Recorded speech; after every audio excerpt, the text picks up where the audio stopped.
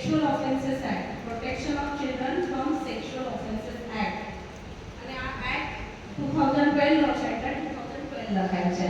એટલે આનો મતલબ છે કે બાળકોને એમના વિરુદ્ધ જે થતી જાતીય જે પણ સતામણી છે, જાતીય જે પણ ગુના થાય છે એના વિરુદ્ધ રક્ષણ આપતો કાયદો જે છે એ પોક્સો એક્ટ છે.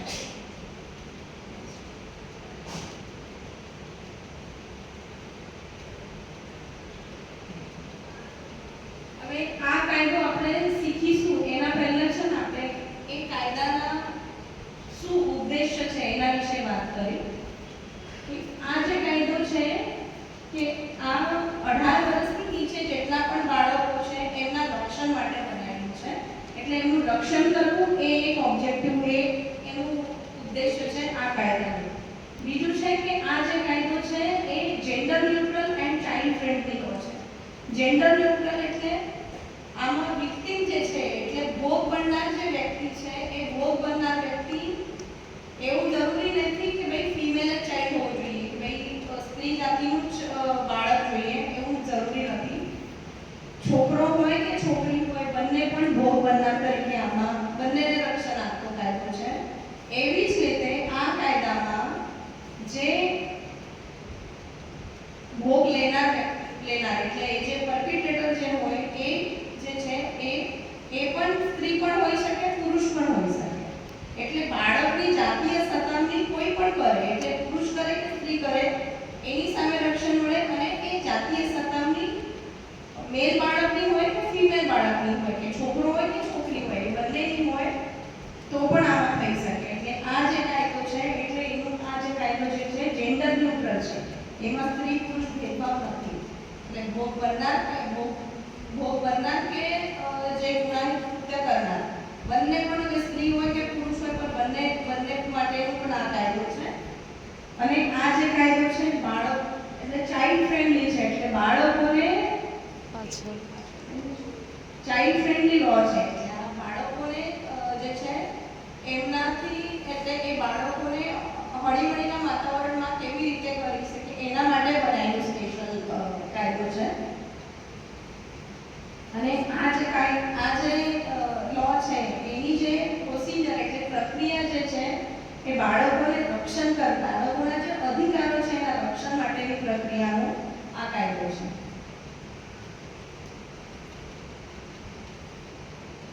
હવે આ કાયદો આપણે શીખીશું એના પહેલા છે ને આ કાયદા વિશે આપણે થોડી બાળકોને કહેવાય કોઈ પણ જે બાળક હોય કે 18 વર્ષથી નીચે બાળક હોય, છોકરો હોય કે છોકરી હોય, એને આ કાયદામાં બાળક કાં તો ચાઇલ્ડ તરીકે ગણવામાં આવે. આગળ ના જાઓ બેન, પાછળ જ જાઓ. એટલે આમાં સેક્સ્યુઅલ અસોલ્ટ અને સેક્સ્યુઅલ હરાસમેન્ટ આ બે અલગ ટર્મ્સ યુઝ કરી છે. એટલે સેક્સ્યુઅલ અસોલ્ટ એટલે શું છે કે સેક્સ્યુઅલ ઇન્ટેન્શનથી એટલે એ હેતુથી બાળકને ટચ કરવું કોઈ પણ જગ્યાએ, એને એ હેતુથી એટલે એનો કોઈ પણ જ્યારે ક્રિમિનલ લો હોય ને એમાં હેતુ બહુ મહત્વનો હોય. તમે જો મર્ડરનો પણ કેસ હોય પણ એના પર એટેક કર્યું એના હાથથી મર્ડર થઈ ગયું તો એને ચાન્સીસ હોય છે કે ભાઈ એને ઇન્ટેન્શનલી નથી કર્યું. એટલે ઇન્ટેન્શન બહુ મહત્વનું છે આમાં. એટલે સેક્સ્યુઅલ ઇન્ટેન્શનથી એ બાળકને હાથ લગાવવો એટલે એના પ્રાઇવેટ પાર્ટ પર હાથ લગાવવો હોય કે એને એવી રીતના ટચ કરવું કાં તો એના જે પ્રાઇવેટ પાર્ટ્સ જોવાનો હોય કે કોના પર કિસ કરવાનું છે, આ બધું જે છે એ સેક્સ્યુઅલ અસોલ્ટમાં આવે છે. ને એમાં એનું સેક્સ્યુઅલ ઇન્ટેન્શન એટલે એનું સેક્સ્યુઅલ જો હેતુ જે છે જાતીય હેતુ એ બહુ મહત્વનું છે. એટલે એમાં વિક્ટિમ સ્ત્રી કે પુરુષ બંને હોઈ શકે છે, બાળક છોકરો હોય કે છોકરી હોઈ શકે. એવી જ રીતે પરપિટ્રેટર એટલે જે ગુના કરવાવાળો હોય એ સ્ત્રી પણ હોઈ શકે અને પુરુષ પણ હોઈ શકે. એટલે આ કાયદામાં એવું નથી કે પુરુષો જ એમાં પુરુષ પર જ ગુનો બને એવું નથી. ઘણા કેસીસમાં એવું પણ હોય કે સ્ત્રીઓ પણ એનું મોટી ઉંમરની હોય, નાના છોકરાઓ જોડે એ બધું કરતી હોય છે. એને પણ આ કાયદામાં સમાવેશ કરેલો છે. બીજી વાત એમાં એક કરી છે પેનિટ્રેટિવ અસોલ્ટ. એટલે પેનિટ્રેટેડ એટલે કોઈ પણ જે વસ્તુ જે છે, કોઈ પણ ઓબ્જેક્ટ છે, એ કોઈ પણ એના જે બાળક હોય, બાળકના જે છોકરી હોય તો એની વજાયનાની અંદર, કાં તો એટલે વજાયના એટલે એની યોનિની અંદર એક નાખવી. એટલે જરૂરી નથી કે એનું લિંગ જ, અમુક લોકો એવી રીતે બીજા પણ ઓબ્જેક્ટ નાખે. કાં તો શું થયું? શું થયું બેન? ઓકે, એટલે પેનિટ્રેશન એટલે કોઈ પણ ઓબ્જેક્ટ જે છે એ પેનિટ્રેટ કરવું એટલે અંદર નાખવું. કે જેવી રીતના જો લેડી એટલે બાળક હોય, છોકરી હોય તો એની વજાયનાની અંદર, એની યોનિની અંદર લિંગ નાખવું કે બીજું કોઈ ઓબ્જેક્ટ નાખવું, એને પેનિટ્રેટિવ અસોલ્ટ કહેવાય. કાં તો એને જે ગુદા મારતું હોય એની અંદર પણ લિંગ નાખવું કે કઈ ઓબ્જેક્ટ નાખવું, એવી રીતના હોય. કાં તો એનું લિંગ જે છે એના મોઢામાં નાખવું. આ બધું છે, આ બધું એ છે પેનિટ્રેટિવ અસોલ્ટમાં આવે. એ સિરિયસ ટાઈપનો ઓફેન્સ છે. એટલે હાથ લગાવવું એ પણ ગુનો છે બાળકને સેક્સ્યુઅલ ઇન્ટેન્શનથી.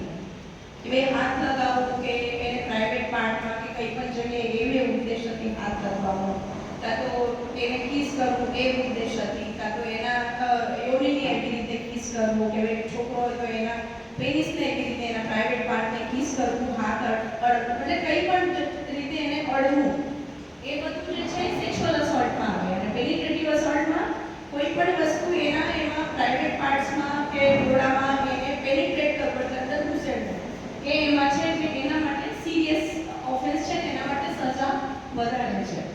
એટલે આ ટર્મ્સ આપણે શીખવાના બહુ જરૂરી છે. પછી બીજું છે એગ્રીવેટેડ અસોલ્ટ. એટલે એ જે છે એ committed by person in authority. એટલે શિક્ષક હોય, એનો બાળકનો શિક્ષક હોય કે હોસ્ટેલનો રેક્ટર હોય, કાં તો એ બાળક સપોઝ રિમાન્ડ હોમમાં રહેતો હોય તો ત્યાંનો જે રિમાન્ડ હોમમાં જે ઇન્ચાર્જ હોય એ હોય. એટલે જેની પાસે કઈ સત્તા છે એવા જે વ્યક્તિઓ છે એ આવું કૃત્ય કરે. કાં તો કોઈ પબ્લિક સર્વન્ટ છે, સરકારી નોકર છે, પોલીસ વાળો છે, એ બધું એટલે ઓથોરિટી જેની પાસે છે, એટલે સત્તા જેની પાસે છે, એવું વ્યક્તિ એવું કરે એના માટે પણ સિરિયસ ઓફેન્સ કહેવાય અને એના માટે પણ સજા વધારે છે. એટલે એને કહેવાય એગ્રીવેટેડ અસોલ્ટ. એટલે એ આવું જ કૃત્ય જે છે સેક્સ્યુઅલ જ કૃત્ય બાળક સાથે જેની પાસે કંઈ પણ જાતની સત્તા છે એ વ્યક્તિ કરે તો વધારે સિરિયસ છે ને એના માટે સજા પણ વધારે છે. પછી બીજું એક છે એમાં સેક્સ્યુઅલ હરાસમેન્ટ.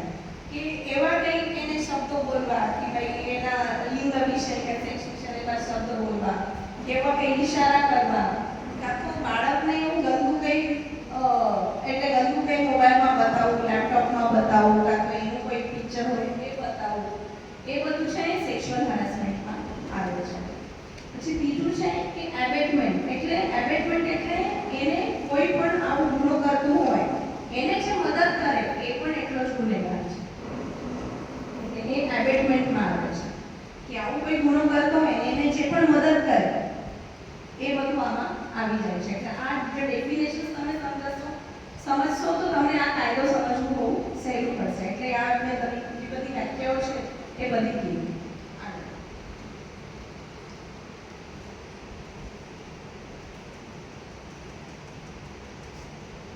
આજે છે એ સેક્સ્યુઅલ હરાસમેન્ટ છે એનું સેક્શન 11 અને 12 જે છે 11 અને 12 એના વિશે વાત કરી છે.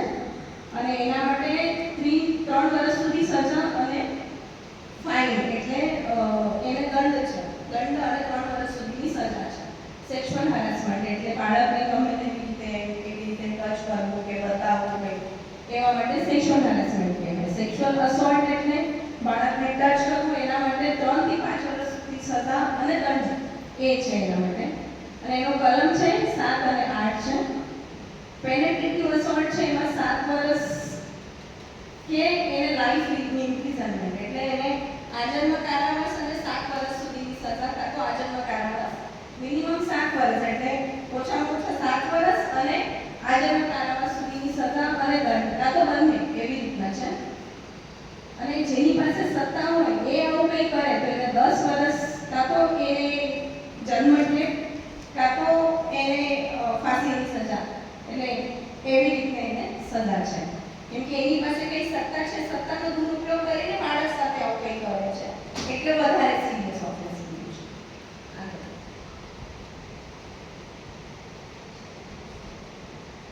આ જે કાયદો છે એની પ્રોસિજર પણ અલગ કીધી છે, એટલે એના માટે આ જે છે કે બાળકનું જે છે એ સ્ટેટમેન્ટ જ્યારે લેવાય છે ત્યારે એને સેફ વાતાવરણમાં લેવાનું છે, કે ભાઈ એને બાળકને ધમકાવવા વગર એવું વાતાવરણ હોવું જોઈએ. એટલે જે પોલીસવાળા હોય એ પોલીસવાળા યુનિફોર્મમાં ના હોવા જોઈએ, અને ભાઈ કે કેવી રીતના બીજા ગુનેગારોમાં એ કરે એવી જ રીતના બાળક સાથેનું સ્ટેટમેન્ટ લેવું ને એના માટે અલગથી રૂમ રાખવાનું એવું બધું પ્રોવિઝન છે. અને એમાં એવું જ કીધેલું છે કે આ જે ગુનો હોય એના માટે જે મહિલા જે પોલીસ કર્મી હોય એમની અપોઇન્ટમેન્ટ એમને કીધું છે કે ભાઈ એ લોકોને બી એને આમ થાય કે ભાઈ મારી મમ્મી છે એવી રીતનું એની જોડે મળીને વાત કરી શકે. કાં તો બાળકના ઘરે જઈને પણ કરી શકે, એટલે બાળક ના પાડે પોલીસ સ્ટેશનમાં સ્ટેટમેન્ટ આપવાનું, તો તમારે પોલીસવાળા બાળકના ઘરે જઈને કાં તો બાળક છે એક જગ્યાએ કે એ જગ્યાએ જઈને સ્ટેટમેન્ટ રેકોર્ડ કરવાનું હોય. અને બીજી આ કાયદાઓમાં કાં તો રેપના પણ જે ગુના છે કે આ ટાઈપના જે ગુના છે, બાળકની આઈડેન્ટિટી, બાળકની ઓળખાણ જે છે એ કોન્ફિડેન્શિયલ રાખવું, એટલે એ બધા જાહેર ના કરવું એ બહુ જરૂરી છે. કે આપણે પણ એમ જો આપણે હોશમાં એવું પાસમાં એવું બનાવ બને છે કે ભાઈ બોલી દે છે પણ આપણા પર પણ કેસ થઈ શકે. જ્યારે આવું કંઈક થઈ જાય બનાવ તો એ બાળક કોણ છે, શું છે, એ બાબતની ગોપનીયતા રાખવું આપણી ડ્યુટી છે, અને આપણે એવું કરીએ તો આપણે પણ ગુનામાં આવી શકીએ છીએ.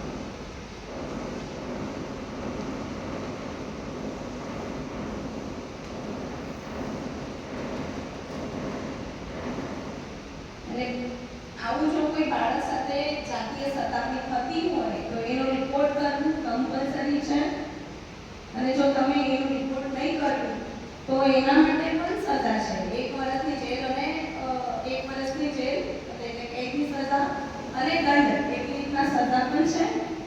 અને પોલીસે પણ તમારું તરત એનું એફઆઈઆર નહીં રજીસ્ટર કરો તો પોલીસ અધિકારી પર પણ એ કાર્યવાહી થઈ શકે છે.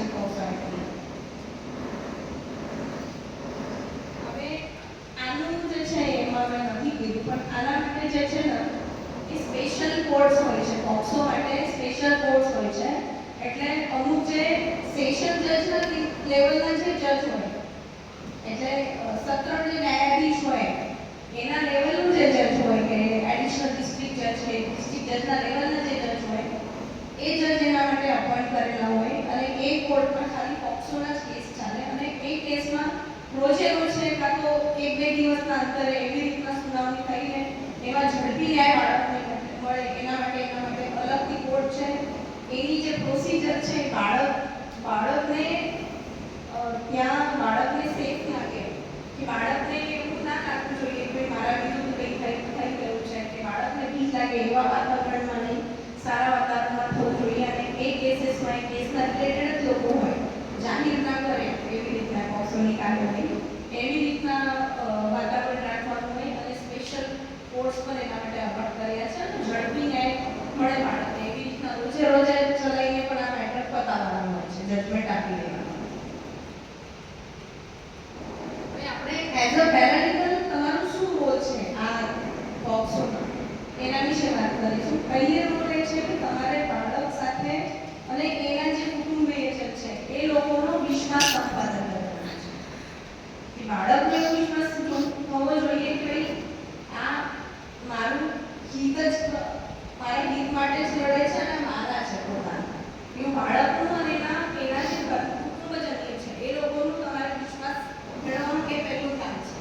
ત્યારે જે ઓપન થશે તમને બધું કહેશે. પછી તમારે એમને છે ને એને એફઆઈઆર કરવામાં મદદ કરવી એ પણ તમારો રોલ છે. એનું આપણે પ્રેક્ટિકલ એક ક્લાસ કરીશું, હમણાં ખાલી કહી દઉં, પછી આ પ્રેઝન્ટેશન પતે એટલે પ્રેક્ટિકલ એક ક્લાસ તમને આપીશું. અને બીજું, સપોઝ એ બાળકને મેડિકલ હેલ્પની જરૂર હોય તો એને દવાખાનામાં લઈ જવાનું, એનું જે ટેસ્ટ હોય એ બધા કરાવવાના, કે એને તાત્કાલિક એ બધું મળે, તબીબી એને સેવાઓ તાત્કાલિક મળે, એના માટેનો પણ એફર્ટ લેવાનું એ પણ પેરાલીગલ તરીકે તમારી જવાબદારી છે. અને દરેક જગ્યાએ આવી રીતના ચાઇલ્ડ વેલફેર કમિટી હોય છે, એટલે જ્યાં જુવેનાઇલ જસ્ટિસ બોર્ડ બેસે છે ત્યાં ચાઇલ્ડ વેલફેર કમિટીની પણ ઓફિસ હોય છે. દરેક જગ્યાએ એવું હશે, અમુક જગ્યાએ અલગ પણ હશે. અમારા બરોડામાં તો એવું છે કે જુવેનાઇલ જસ્ટિસ બોર્ડ જ્યાં બેસે છે ત્યાં ચાઇલ્ડ વેલફેર કમિટીની પણ ઓફિસ છે. એટલે ચાઇલ્ડ વેલફેર બાળકોના હિત માટેની બનાવેલી એક કમિટી હોય છે.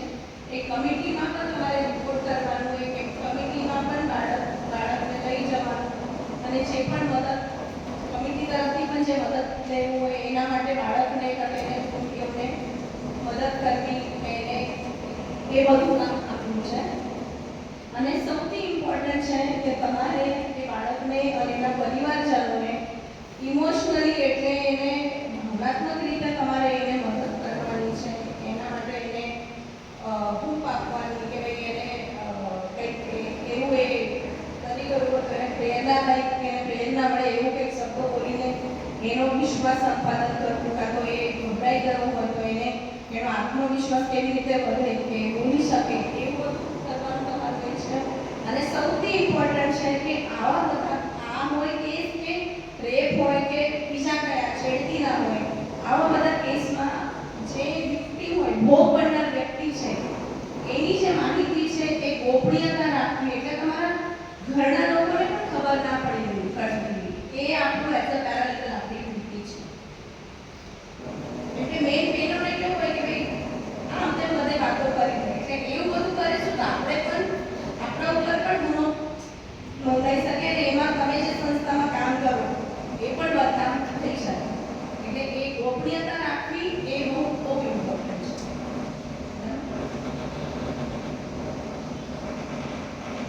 અને આમાં કયા કયા ઇન્સ્ટિટ્યુશન છે, એટલે કયા કયા માળખાઓ જે છે એમાં ઇન્વોલ્વ છે. સૌથી પહેલા છે પોલીસ દ્વારા. એટલે આવું કંઈ બનાવ બને ત્યારે પોલીસ પાસેથી એફઆઈઆર એટલે ફર્સ્ટ ઇન્ફોર્મેશન, એટલે ગુનો નોંધાવવાનો જે છે અરજી આપીને, કાં તો એ ગુનામાં તપાસ કરવાનો, ગુનો નોંધાવવાનો, એમાં તમારે મદદ કરવાની રહેશે. એમાં સૌથી પહેલા ઇન્સ્ટિટ્યુશન ઇન્વોલ્વ છે એ પોલીસ છે. બીજું છે CWC એટલે child welfare committee. Child welfare committee જે છે એ બાળકને કાઉન્સિલિંગ પણ કરે, એના ફેમિલી મેમ્બર્સને કાઉન્સિલિંગ કરે, અને બાળકને બીજી જે જરૂરિયાત હોય એ બધું પણ પ્રોવાઈડ કરે એનું કામ છે. એટલે આ પણ એક ઇન્સ્ટિટ્યૂટ ઇન્વોલ્વ છે. એમાં સ્પેશિયલ જે કોર્ટ છે, જે બાળકો માટેના સ્પેશિયલ જે કોર્ટ છે પોક્સો અંદર એક ઇન્સ્ટિટ્યૂટ જે છે. અને દરેક જિલ્લાની જગ્યાએ છે ને ડિસ્ટ્રિક્ટ લેવલને એના માટેની અલગથી પણ એક પોલીસ સ્ટેશન લેવલે પણ અલગ એક કમિટી છે, એ પણ ઇન્વોલ્વ હોય છે. અને જેવું આપણા જેવી એનજીઓસ છે એવી રીતે બાળકો સાથે કામ કરવાવાળી એનજીઓસ હોય, એની પણ આપણને જરૂર પડે તો એની પણ મદદ કરી શકે. કાં તો આપણા જેવા જે પેરાલીગલ છે, બીજા પેરાલીગલ હોય, તમને આ કેસનો અનુભવ નહીં પણ બીજો જે પેરાલીગલ છે એની મદદ કરી દે, કાં તો કોઈ વકીલની મદદ કરી દે, એ બધા ઇન્સ્ટિટ્યુશન એમાં ઇન્વોલ્વ છે.